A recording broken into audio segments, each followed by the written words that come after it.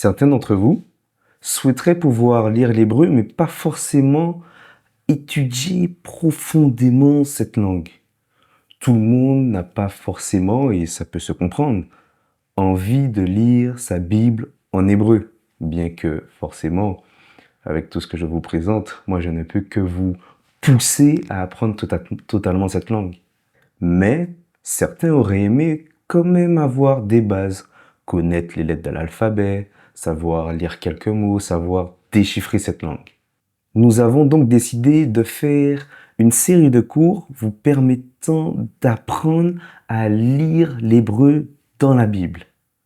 Bien sûr, ces cours que nous allons vous donner, cette série de cours que nous allons faire, ne vont pas servir à lire et traduire votre Bible en toute autonomie. Mais par contre, si vous entendez des mots, vous avez un dictionnaire, vous saurez très certainement le lire. Cet apprentissage sera divisé en 5 cours. Pour commencer, on vous propose de voir d'où vient l'écriture hébraïque, ou plutôt d'où vient l'hébreu, d'où sort-il. Voyons ça ensemble. Historiquement, l'écriture hébraïque proviendrait d'une écriture appelée le proto-cananéen ou le proto-sinaïtique. Ce sont des informations que vous pouvez trouver facilement sur Internet, ne serait-ce qu'en tapant les noms que je vais te donner. Et d'ailleurs, il faut savoir que l'hébreu proviendrait même des hiéroglyphes.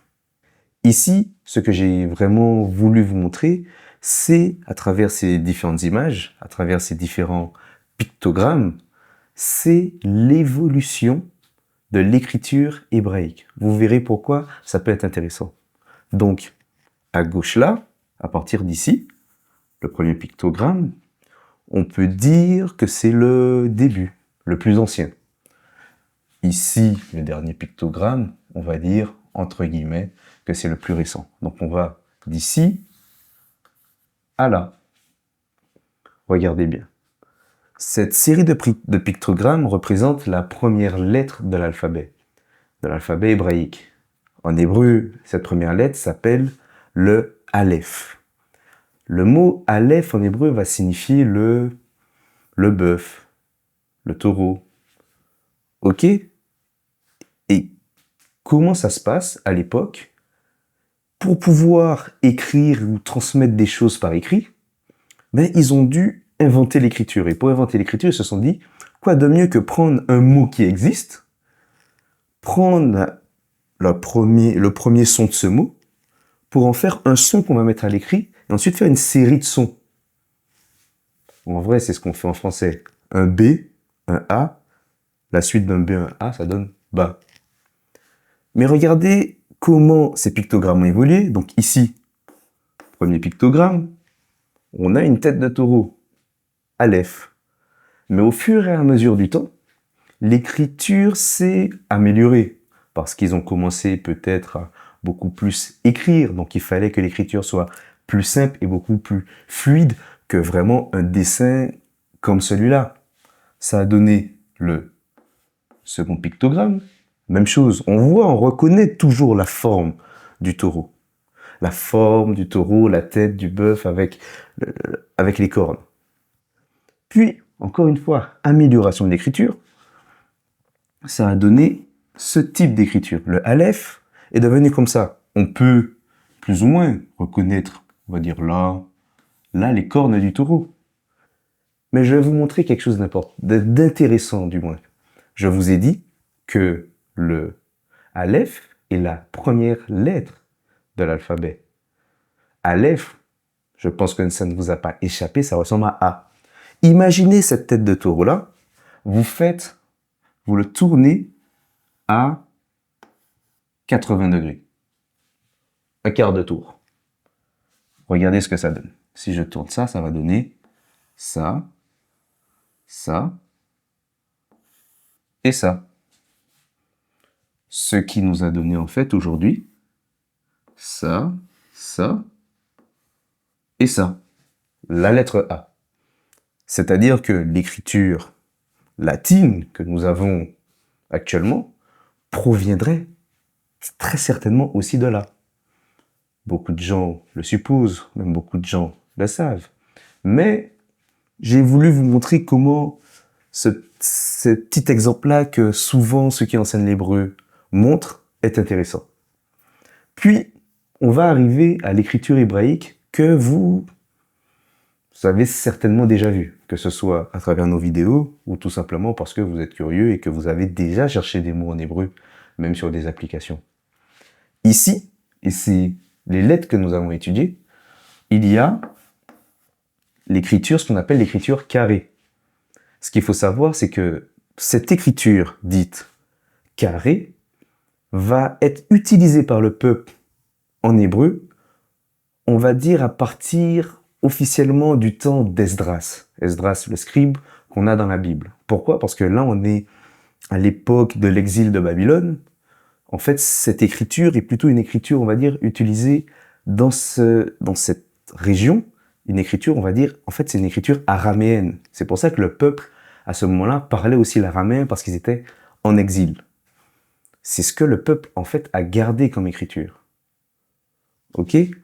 Ce Aleph-là a donné, c'est celui-là que vous trouvez, par exemple, dans vos Bibles. Si vous achetez une Bible en hébreu, le caractère imprimé, c'est celui-là.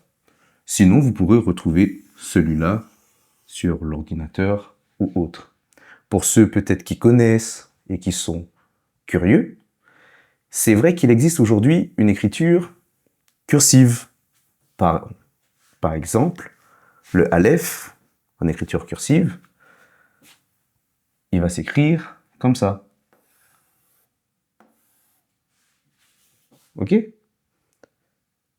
C'est vraiment une écriture utilisée quand on écrit à la main. Chose que vous pouvez voir, par exemple, si vous connaissez les Israéliens, vous y allez, ils écrivent comme ça. Mais le caractère imprimé aujourd'hui, même en Israël, ce sera ce que vous voyez là. Maintenant, il existe ce qu'on appelle l'écriture Rashi. Alors, je suis pas habitué à l'écrire. Je vais essayer de le faire pour vous. Le Aleph, normalement, si je ne me trompe pas, il se fait comme ça. Comme ça à peu près. Et un peu comme ça. Je vais essayer de vous mettre une image. Je ne suis pas habitué à l'écrire. Je vais vous mettre une image. Cette écriture dite de Rashi, en fait, vous pouvez le retrouver dans le Talmud, notamment, s'il y en a qui sont intéressés, c'est ça. Nous, en vérité, on va s'intéresser qu'à cette écriture-là. Pourquoi? Parce que c'est celle qui est utilisée dans les Bibles imprimées. Et même les Bibles, en fait, que vous pourrez trouver sur Internet. On n'utilise ni l'écriture Rashi, ni l'écriture cursive. En hébreu, l'alphabet est composé uniquement de consonnes. C'est ce qu'on appelle un alphabet consonantique. Il n'y a dans cet alphabet aucune voyelle. D'ailleurs, en français, nous avons des voyelles. C'est-à-dire qu'un alphabet consonantique n'est pas si normal ou si évident. En français, on a des consonnes, B, F, etc. Mais on a aussi des voyelles A, E, I, O, U et Y qui est une semi-voyelle, Y comme voyelle. En hébreu, ça ne se passe pas comme ça. Ils ont uniquement des consonnes. Pourquoi j'ai mis pas de voyelle uniquement de la tradition?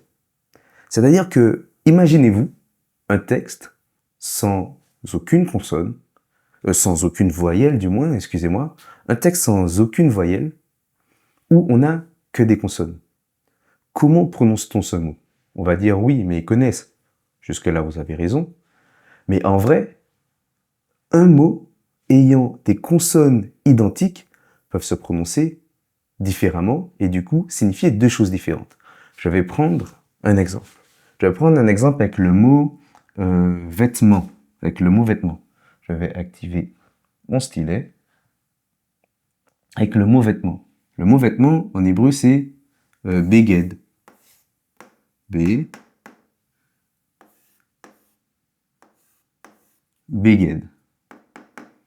Ok? Le mot beged, en hébreu, ça veut dire un vêtement. Ok? Ce que vous voyez, les lettres que j'ai formées ici, ce sont les consonnes. Et les petits points que j'ai mis autour, ce sont les voyelles. C'est le système vocalique utilisé. Si je retire ces voyelles-là, ok, En fait, je n'ai que ça. Le texte a été transmis comme ça. Mais le problème est le suivant. Si je vois ces lettres-là, je peux lire Beged vêtements, mais je peux aussi lire, avec d'autres voyelles, Bagad. Bagad, ça veut dire il a trahi. C'est le verbe trahir, en fait. Du coup, vient un problème. Quand on lit la Bible, si un mot peut se prononcer de différentes façons et signifier deux choses, en fait, totalement opposées, comment doit-on lire le texte? Vous verrez, pour ceux qui font peut-être déjà l'hébreu, ça vous parle, ceux qui peut-être en feront, vous verrez, en fait, même au niveau des conjugaisons, on a besoin de savoir comment il faut vocaliser. Mais, qu'est-ce qui s'est passé? La Bible hébraïque, en fait, la Bible que nous avons aujourd'hui, parce que toutes les traductions que nous avons sont issues de cette Bible hébraïque, ont été vocalisées par ceux qu'on appelle les massorètes. Et les massorètes, arrivés quand même assez tardivement, sont ceux qui ils ont créé un système de vocalisation permettant de savoir lire le texte et ne pas se tromper dans les voyelles à lire. Pourquoi? Parce qu'en fait, eux, ils savaient comment traduire le texte. Enfin, pas traduire, plutôt ils savaient comment lire le texte. Ils savaient quel mot était vocalisé comment. Il ne fallait surtout pas se tromper, parce que si je lis le mot bagad au lieu de beged, ma phrase, mon verset va prendre tout un autre sens. C'est-à-dire que pour savoir lire la Bible, on a besoin d'une chose, les voyelles, et les voyelles ont été données par les massorètes. Les massorètes sont en fait les gardiens de la tradition. Donc en vérité, sans la tradition juive, parce que ce sont des juifs, sans la tradition juive, en fait c'est difficile pour nous de savoir comment traduire un mot. C'est-à-dire que Louis II, Osterwald, Martin, Darby, etc. ont été soumis en vérité à la vocalisation faite par les gardiens de la tradition juive pour traduire le texte. Et vous verrez que s'il n'y avait pas ça, tout le monde aurait pu traduire le texte n'importe comment et faire n'importe quoi avec la parole de Dieu. Du coup, dans la tradition juive, on dira que les consonnes sont le corps de l'être humain. Les consonnes vont comme représenter le corps de l'être humain, le corps du texte, et les voyelles vont représenter l'âme du texte. Pourquoi? Parce que c'est grâce aux voyelles que le mot va prendre vie, parce que c'est grâce à la vocalisation qu'on sait ce que veut dire ce mot, on sait ce que veulent représenter ces consonnes. Maintenant, peut-être que vous comprenez pourquoi, pour ceux peut-être qui ont déjà vu d'autres vidéos que nous avons fait, pourquoi on dit, tiens, ce mot-là peut aussi se lire de telle manière.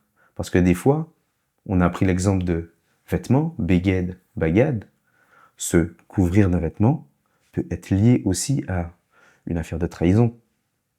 Je dis, par exemple, ce qui me vient en tête maintenant, quand Adam et Chava, Adam et Ève, ont fauté, Dieu a dû les couvrir. Ils ont trahi Dieu, ils ont désobéi, par exemple. Et c'est comme ça qu'on peut y voir des liens. Mais on ne peut pas non plus le faire, on ne peut pas non plus faire tout et n'importe quoi comme ça. Mais on comprend que la notion de consonne, de corps et de voyelle, ensemble, sont importantes. D'ailleurs, dans l'histoire, il y avait notamment en Égypte, il y avait des gens, des textes non vocalisés, des textes magiques non vocalisés, afin que ceux qui n'étaient pas initiés ne puissent pas réussir à lire le texte et à faire ces invocations-là. Cette vidéo, ce premier cours de notre série, en fait, c'était vraiment pour vous faire une présentation du système d'écriture hébraïque. À partir de la prochaine vidéo, on va directement apprendre tout l'alphabet. Quelles sont les lettres, comment on les écrit, comment on les prononce. Donc, ne la manquez pas, restez attentifs, abonnez-vous et à très vite.